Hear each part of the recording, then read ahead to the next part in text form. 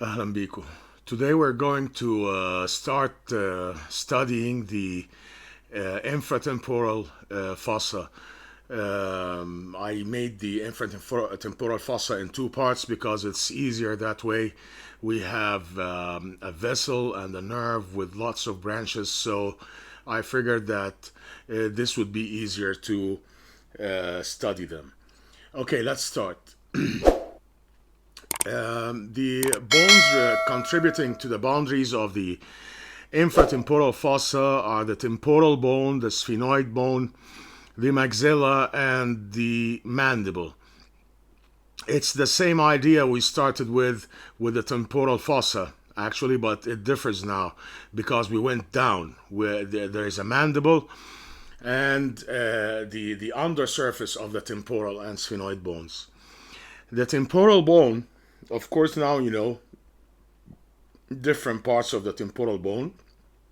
We have a squamous part, mastoid part, a tympanic plate, and the petrous part that's visible in the cranial cavity. I'm concerned now with the tympanic plate and the inferior surface of the temporal bone because this would be the roof of the infratemporal fossa. And remember, the tympanic plate formed with the rest of the temporal bone the petrosquamous or petrotympanic fissure, the one that chorda tympani emerges from. See, this is the petrotympanic fissure here. This is the tympanic plate, and this is the rest of the temporal bone, and this is the greater wing of sphenoid. Okay? So remember this. We are dealing with the inferior surface and the petrotympanic fissure. Okay, now before I go to the next plate, I want you to observe the foramen ovale, the foramen spinosum. They are not part of the temporal bone. They are part of the greater wing of sphenoid. See, this is the greater wing of the sphenoid, the one that goes lateral and then upwards and forms the infratemporal crest, like we studied in the temporal fossa. So we will be dealing with the foramen ovale and foramen spinosum, and it comes in multiple choice questions that belong to which bone. They belong to the sphenoid bone. Actually, to be precise, to the greater wing of the sphenoid bone. Okay, the sphenoid bone. Now you know that it has a body, it has two wings, two set of wings, greater wing that goes lateral and then upwards at a sharp angle. See, that's the infratemporal crest, and the lesser wing, and between the lesser wing and the greater wings is the superior orbital fissure. See, this is the body of sphenoid, and the sphenoid sinus is apparent inside. May I remind you with the foramen rotundum, the one for maxillary nerve, and the pterygoid canal, the one for the nerve of the pterygoid canal.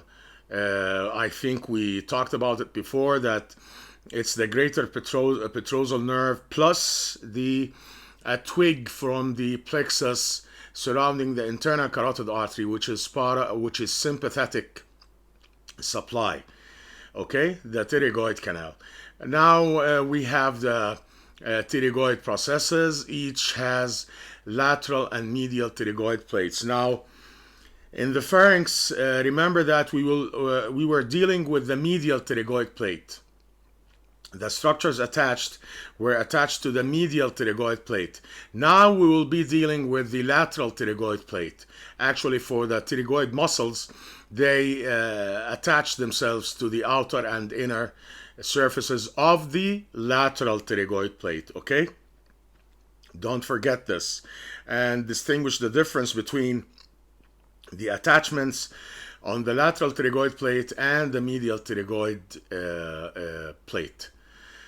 Okay, may I remind you with the spine of the sphenoid, because we will be dealing with the structure in the infratemporal fossa, which is the sphenomandibular ligament. Actually, its pull is the one that made the spine of the sphenoid. This is the spine of sphenoid. It's right behind the foramen spinosum, the spine of the sphenoid bone. Okay, gives attachment to the sphenomandibular ligament.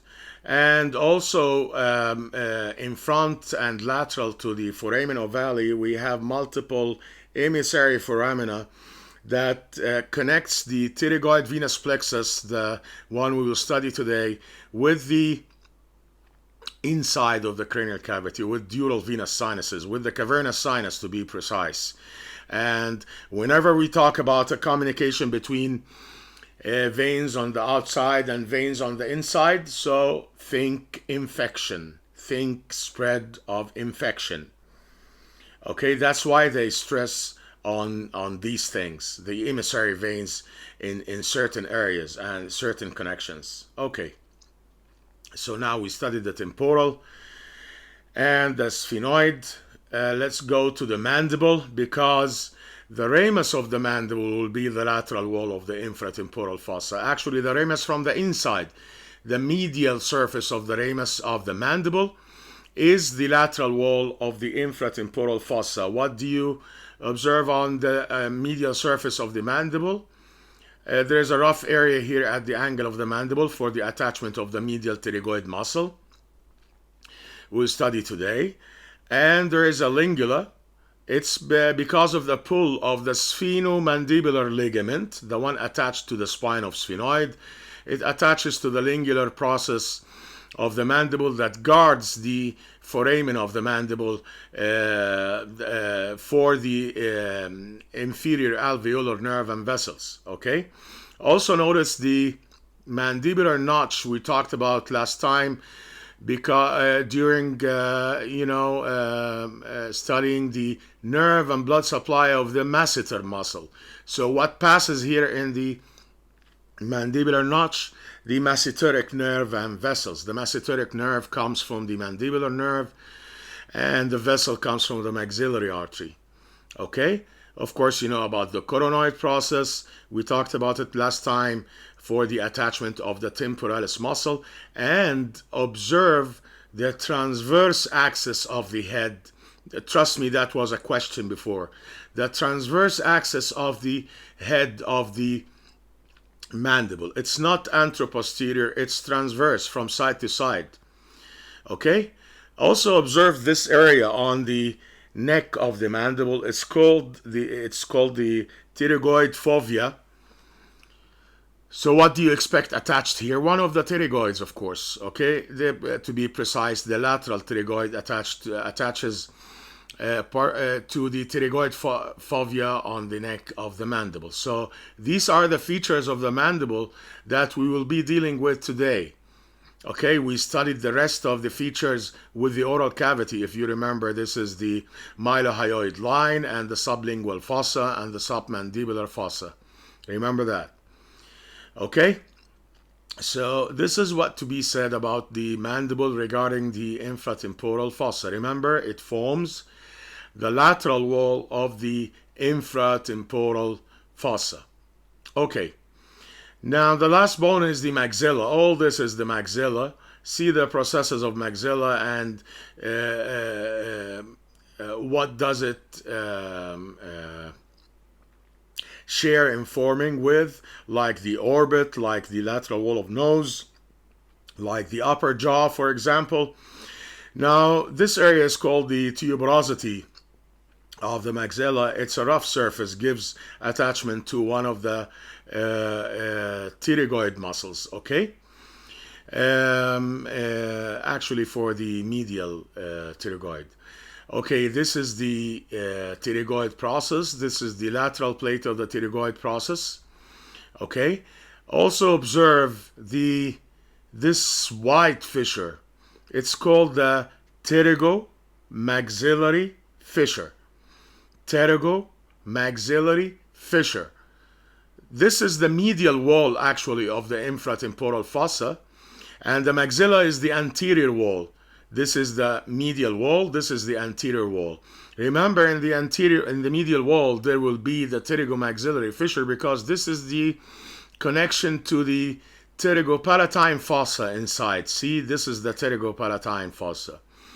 Also observe that the anterior wall ends up in the inferior orbital fissure. See, this is the inferior orbital fissure. So what to say about the maxilla? That it has a rough surface posteriorly and a tuberosity.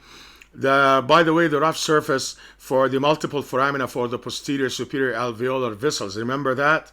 And the posterior superior alveolar nerve. What else? That it ends up in the inferior orbital fissure. And remember the pterygoid processes of the sphenoid. They guard with the maxilla the pterygomaxillary fissure, which is a communication for the pterygopalatine fossa, and it exists in the medial wall of the infratemporal fossa. So let's talk boundaries now. Boundaries of the infratemporal fossa. See, this is the area of the infratemporal fossa. Here it is. This is the area of the infratemporal fossa. This is the communication with the temporal fossa, medial to the zygomatic arch and lateral to the infratemporal crest. Now the roof is formed by the inferior surface of the temporal bone, inferior surface of the greater wing of the sphenoid, and it has features in it. What does it have? Yes, the foramen ovale, foramen spinosum, and the petrotympanic fissure. These are the features in the roof of the infratemporal fossa. The lateral wall of the infratemporal fossa is the medial surface of the ramus of the mandible, with the foramen, the mandibular foramen, with the lingular process for the attachment of the sphenomandibular ligament. Okay? The medial wall, what you see now is the anterior part of the medial wall, which is the pterygoid plate, the lateral pterygoid plate. It forms the lateral surface of which forms the anterior parts. Now what's present here to complete the medial wall? The two palatine muscles, the tensor veli palatini muscle and levator veli palatini muscle. Remember those? The tensor in front of the levator veli palatini muscles, they descend to the soft palate. Actually, the tensor veli palatini is the one that hooks around the hamulus and forms the soft palate, and the levator veli palatini is the one that elevates it. So the medial wall of the pterygopalatine fossa is formed anteriorly by, you don't have to learn this by heart. I mean, understand the subject and you will be able to describe. The medial wall anteriorly by the lateral surface of the lateral pterygoid plate, and posteriorly by the two palatine muscles, the tensor and levator veli palatini muscles. Remember that in the medial wall you have this gap, which is the pterygomaxillary fissure that will lead you to the pterygopalatine fossa. Okay? What about the anterior wall? The anterior wall is the back of the maxilla with all the foramina inside in it for the posterior superior alveolar vessels and nerve, and the maxillary tuberosity that will give attachment to a muscle. Okay, this is the anterior wall, and remember that it ends up as the inferior orbital fissure. Ends up as the inferior orbital fissure. Exactly. Okay, it's very easy, by the way. Though when you read it in the book, it looks complicated, but it's very, very easy if you understand where you are. Okay? So again, medial wall, pterygoid plates, lateral pterygoid plate, and the two veli palatini muscles. Anterior wall, back of the maxilla with this inferior orbital fissure, and lateral wall is the ramus of the mandible, and the roof is by the inferior surface of the greater wing of sphenoid and the temporal bone, with the features such as the foramen ovale, foramen spinosum, and the petrotympanic fissure. Now remember that it communicates with the temporal fossa medial to the zygomatic arch and lateral to the infratemporal crest, this gap between the side of skull and the zygomatic arch. Okay, it has to be it had to be removed here, of course, to reveal the structures beneath.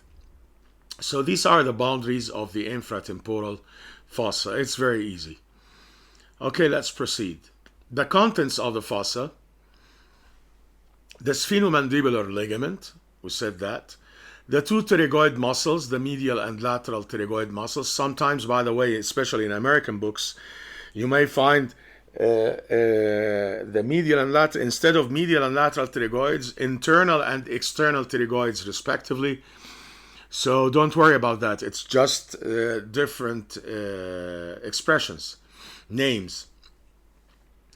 So the sphenomandibular, the two pterygoid muscles, the maxillary artery with its branches, actually the first and second parts only from the maxillary artery, the third part in the pterygopalatine fossa, the mandibular nerve and its branches, the full thing is there in the infratemporal fossa with all its branches. And observe that, pay attention that we did not mention the maxillary nerve. It's only the artery, because the nerve is deeper. It passes through the pterygopalatine fossa, not through the infratemporal fossa. What else? A branch from the facial, which is the chorda tympani, the one that joins the lingual nerve. Remember that?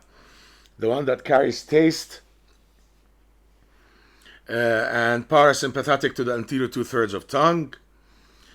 What else? A branch, but we will not be able to see, which is from the glossopharyngeal nerve, which is the lesser petrosal nerve. And remember when we talked about it? Yes, the parasympathetic supply for the parotid gland and the otic ganglion. Of course, the otic ganglion is there as part of the contents of the infratemporal fossa. What else? The pterygoid plexus of veins. We will talk about it soon. It's a plexus of veins between the muscles. Okay? Let's start with the structures. The sphenomandibular ligament, nothing more to say about. It stretches between the spine of the sphenoid and the lingular process of the mandible, guarding the mandibular foramen. Okay, and it's considered as one of the extracapsular ligaments of the TM joint. Why it's considered as a ligament of the TM joint? Because if it's cut, the joint will loosen up, okay? Will be dislocated. That's why it's a tough ligament, and it holds the integrity of the temporomandibular joint. So this is what you have to know about the sphenomandibular ligament. It's one of the structures, by the way, between the medial pterygoid and ramus of mandible. We will study that soon. Okay. One of the muscles, the medial pterygoid muscle, or pterygoidus internus, internal pterygoid. See, this is the muscle. By the way, both muscles, the internal pterygoid or the medial pterygoid, let me not confuse you. I'll use the medial and lateral terms. The medial pterygoid is of two heads, and the lateral pterygoid is of two heads. Okay? The medial pterygoid plate, the medial pterygoid muscle, the deep head is larger than the superficial, and it originates from the medial side of the lateral pterygoid process and descends. Now please note that it descends obliquely backwards and obliquely from medial to lateral, mediolateral obliquity, and backwards obliquity. This will make you understand the action of the muscle. It comes from deep part to superficial part in relation to the structures inside the infratemporal fossa, and this will determine its action. We will figure this out now. Okay, so it has a superficial head and deep head from the medial surface of the lateral pterygoid plate. See, I was about to make a mistake here. Medial surface of the lateral plate of the pterygoid plate, and the superficial head, which is smaller than the deep head, attaches to the maxillary tuberosity, the one we talked about now and I showed you on the drawing with the maxillary tuberosity. It joins, of course, the deep head and goes downward, backwards, and lateral to be inserted in the angle of the mandible, but from the inside. Of course, this is typically opposite the insertion of the masseter from the outside, even the same direction. See, it's like the masseter. It's like as if you've taken the masseter and put it inside. Okay, it's a tough muscle. You will find many tendinous parts in it, indicating that it's a very tough muscle. The pterygoids are tough muscles. Okay, so superficial head and deep head. Now the story is different with the lateral pterygoid because it has superior and inferior heads. We will get to that soon. Okay, now there is a famous question about the structures between the medial pterygoid and the ramus of mandible. Now you know why. It came from medial to lateral.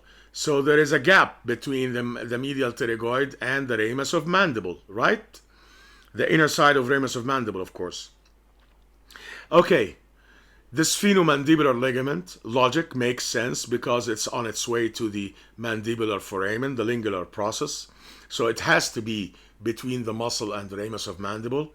What else? Structures going to the oral cavity, like the lingual nerve, for example, like the inferior alveolar nerve and vessels are present between the medial pterygoid and the ramus of mandible. And what else? Yes, the deep part of the parotid gland. The deep part of the parotid gland incarcerates itself in the gap. I told you it. We studied that it's like a piece of dough. So it got impacted in this area between the ramus of the mandible and the medial pterygoid muscle. So again, the structures: a ligament, sphenomandibular ligament, lingual nerve, inferior alveolar nerve and vessels, right? And the deep part of the parotid gland. These are the structures you will find between the medial pterygoid and the ramus of mandible. Now I want you to figure out the action instead of learning it by heart. I told you it comes from deep to superficial, means from medial to lateral, and oblique also backwards, and from a higher point to the lower insertion. So from a high point to the lower insertion means that it will elevate the mandible, right? Okay. And what else? Because it's oblique backwards, means that it will pull the mandible forwards. So it assists in protracting the mandible. So what's the antagonist for this muscle? Please do remember. Yes, precisely the posterior fibers of temporalis muscle. The posterior fibers of temporalis muscle, we said they are the retractors of the mandible, so any protractor is an antagonist, okay? And what else? It's oblique from medial to lateral, means that it will pull the mandible towards the inside, means towards the opposite side. This is the chewing action, the side-to-side movement. Actually, contraction of one set of muscles on one side, like the lateral and medial pterygoids, will make the mandible move to the opposite side. See? To the opposite side, the chewing action. Remember this about the medial pterygoid. So the action, three actions actually. First of all, it elevates the mandible. Then it protracts the mandible, then side to side movement pulls the mandible to the opposite side. Like alternating action of this side and the other side will produce the chewing mechanism. Okay, side to side movements of the mandible. Okay, the nerve supply, it's a rule. The nerve supply of all muscles of mastication is from the mandibular nerve. The mandibular nerve is the nerve of mastication. Okay? We will study the details when you get to the mandibular nerve next time. Okay, so this is about the medial pterygoid. Nothing difficult about this. As you can see here, there's something between the heads of the medial pterygoid. It's the inferior head of the lateral pterygoid. So the inferior head of the lateral pterygoid is between the heads of the medial pterygoid, the superficial and the deep heads of the medial pterygoid. Remember this too. This comes in multiple choice questions. Okay? Okay. That's it for the medial pterygoid. Let's go to the lateral pterygoid. The lateral pterygoid also has two heads, but this time it's not superficial and deep, it's superior and inferior heads. Superior head and inferior head. The superior head attaches to the undersurface of the greater wing of sphenoid, lateral to the foramen ovale and spinosum, lateral to them. And the inferior head, which is larger, bigger, comes from the lateral surface of the lateral pterygoid plate. Lateral surface of the lateral pterygoid plate. So as if the lateral pterygoid plate is sandwiched between the lateral pterygoid from the outside, inferior head, and the medial pterygoid from the inside, the deep head. Okay? And because of its attachment, it comes between the heads of the superficial and of the medial pterygoid muscle. Okay? Now there's a famous question about structures passing between the heads of the lateral pterygoid. One permanent and one occasional structure. The usual and anatomical one, the permanent one is the buccal nerve. This is the buccal nerve. And please do not confuse the buccal nerve I'm talking about now with the buccal branch of facial. The buccal branch of facial is for the buccinator and is motor. But the buccal nerve here, it's called the buccal nerve. It goes, yes, to the buccal area, but it's sensory to the muscle, proprioception, and the overlying pad of fat, the cheek. It's sensory to the cheek and the gums of the corresponding area, the buccal nerve, see? And the other occasional structure that passes between the heads is the maxillary artery, because the maxillary artery has triple relation with the lateral pterygoid inferior head. It's either deep to the head, or superficial to the head, or passes between heads. Okay? On its way to the pterygopalatine fossa. This is the part of the maxillary artery. It's easy, right? It's easy.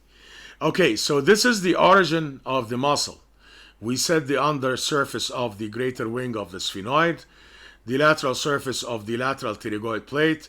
Now they both converge into a tendon that inserts itself into the fovea of the neck of the mandible, in the capsule of the TM joint. Actually, in the same part, the cartilaginous disc attaches to the inside of the capsule.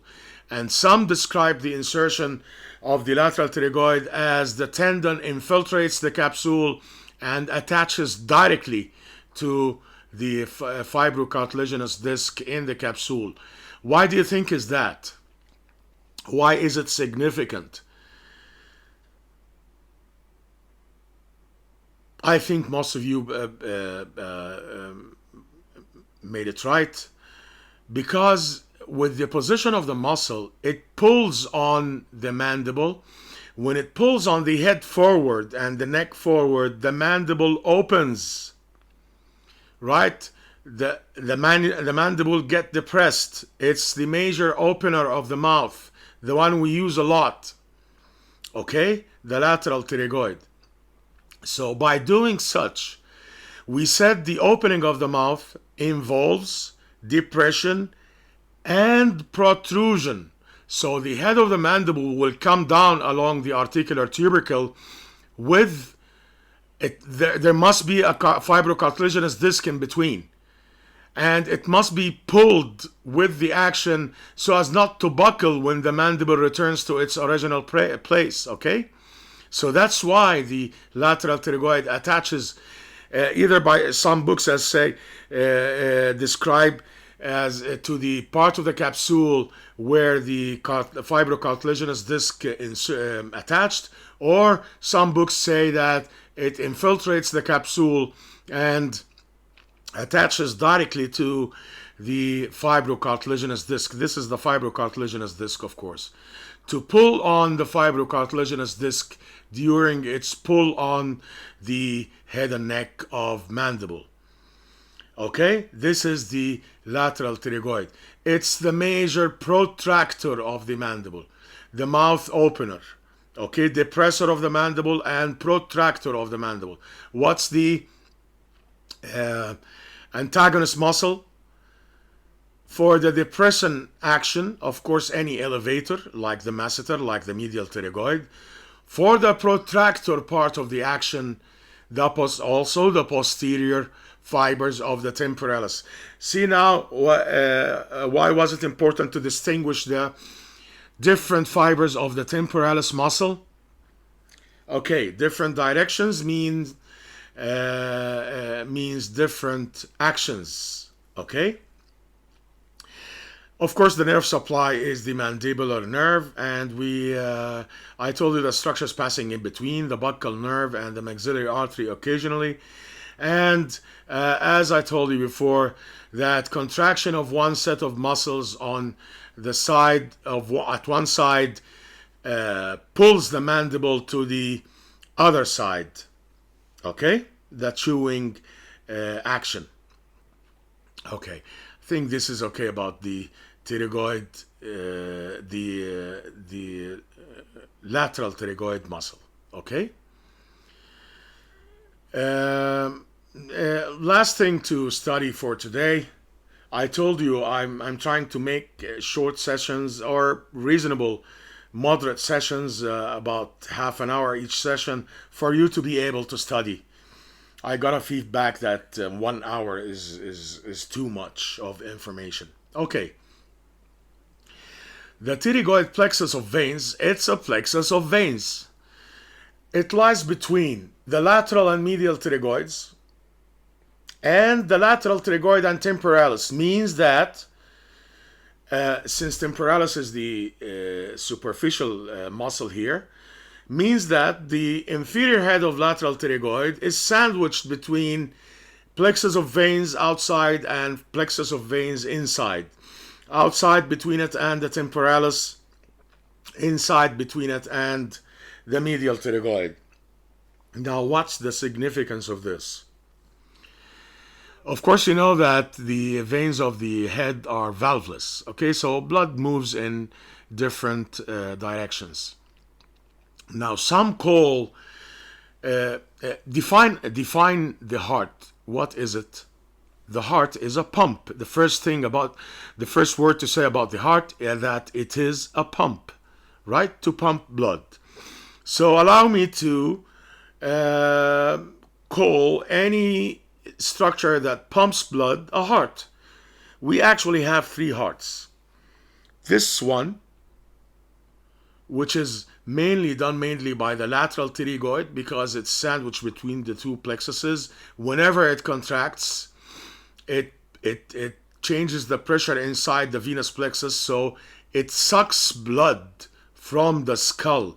And that's why, coaches and trainers used to chew gum during a match to calm themselves. It calms. It has a calming effect because and release of tension effect because it sucks blood out of the skull. Okay, and remember the lateral pterygoid because it's the muscle that we use too much. We never stop talking or eating. Okay, so remember this: the lateral pterygoid is sandwiched between the venous pterygoid, venous plexus from the outside and from the inside. Now, the tributaries of this plexus correspond to the branches of the maxillary artery. Any branch of the maxillary artery corresponds to a vein that drains into the pterygoid venous plexus. It also has emissary connections with the cavernous sinus. This is very important, and like we said before, whenever we talk about connection, emissary veins, think infection, think spread of infection. What else? It drains the inferior ophthalmic vein, a major vein coming from, it's an additional vein to the superior ophthalmic coming from the inferior orbital fissure. So it will find the pterygoid venous plexus in front of it, so it empties its blood into the pterygoid venous plexus. Now all this plexus converge posteriorly to form a short vein called the maxillary vein. Exactly, it's not of course as long as the maxillary artery. No, actually it's bigger in being a plexus. A maxillary vein that joins the superficial temporal vein to form what? Yes, the retromandibular vein. Remember the retromandibular vein? It was one of the structures inside the parotid gland, and we learned that it's formed by the union of the maxillary vein, which is the posterior end of the pterygoid venous plexus, with the superficial temporal vein to form the retromandibular vein. Okay, it may connect with the facial vein in front occasionally.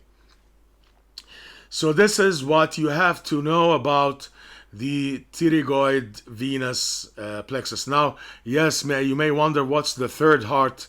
I told you about the heart proper and the pterygoid venous plexus.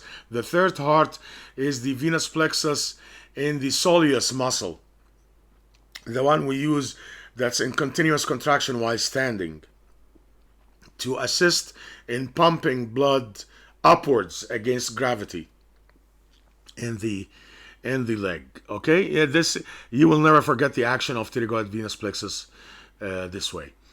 Remember, it's one of the hearts that we have, and remember the lateral pterygoid. Why is it the lateral pterygoid? Mainly because it's the one we use a lot. We never stop talking, we never stop eating, but we will stop at this point this time. I hope that was easy, simple to study, and next time we will start with the vessel and nerve, the maxillary artery, and the mandibular nerve. Forgive me for it will be with lots of names, lots of branches, but what to do?